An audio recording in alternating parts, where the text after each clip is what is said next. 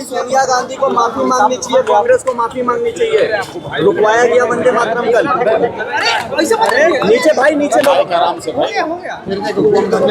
चलिए, वंदे मातरम को लेकर के माफी मांगने की बात कही जा रही है। अमित शाह कह रहे हैं सोनिया गांधी, राहुल गांधी जी को माफी मांगनी चाहिए, देश का अपमान। ऐसा है, बीजेपी कह रही है, बीजेपी अपने आप को दुनिया की सबसे बड़ी पार्टी कहती है और कांग्रेस इस देश की सबसे पुरानी पार्टी है।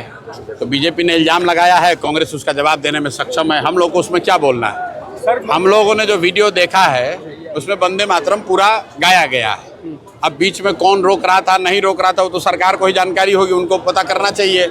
अगर सही में कांग्रेस के लोगों ने गलती की है तो अब तो बाज़ाब्ता उस पर सरकार ने कानून बना दिया है। अगर आप अपमान कीजिएगा तो आप पर केस हो जाएगा। तो बयानबाजी करने के बजाय भाजपा को सोनिया गांधी पर केस करना चाहिए। कल मधुबनी गए थे सर, रोशन आनंद के परिवारजनों से अपने 10 दिनों का।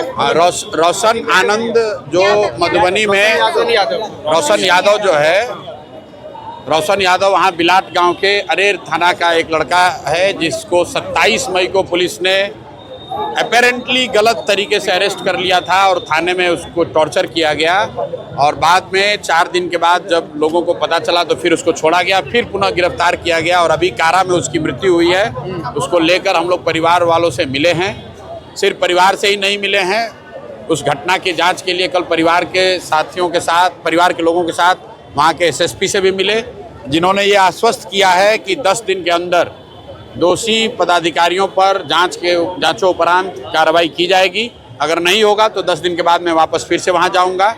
और जो उसका दूसरा पहलू है, कारा में जो उस लड़के की मृत्यु हुई है, पोस्टमार्टम रिपोर्ट आने के साथ ही हम लोग डीएम से, चीफ सेक्रेटरी से, सबसे मिलेंगे ताकि एनएचआरसी के गाइडलाइन के हिसाब से कारा में अगर किसी की मौत होती है तो जो सजा का प्रावधान है, जो अधिकारियों पर कार्रवाई होनी चाहिए, जो परिवार को कंपनसेशन मिलना चाहिए, उसको लेकर फॉलोअप किया जा सकता है।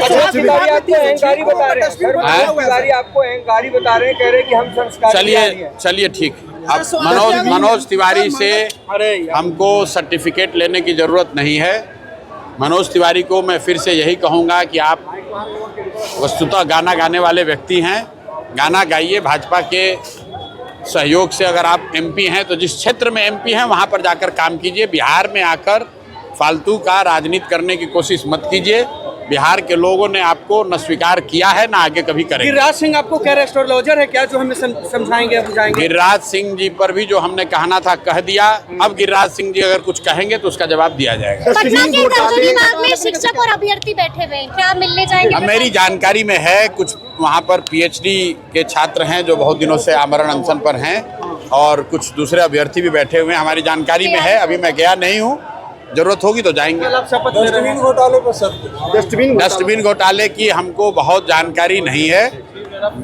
जो वीडियो पर मीडिया के माध्यम से हम लोग देख रहे हैं जिसमें ये बताया जा रहा है कि साधारण सा दिखने वाला 500 या 1000 रुपये का डस्टबिन अपेरेंटली 15,000 रुपये में खरीदा गया है। मेरे पास उस विषय से संबंधित कोई पुख्ता जानकारी नहीं है।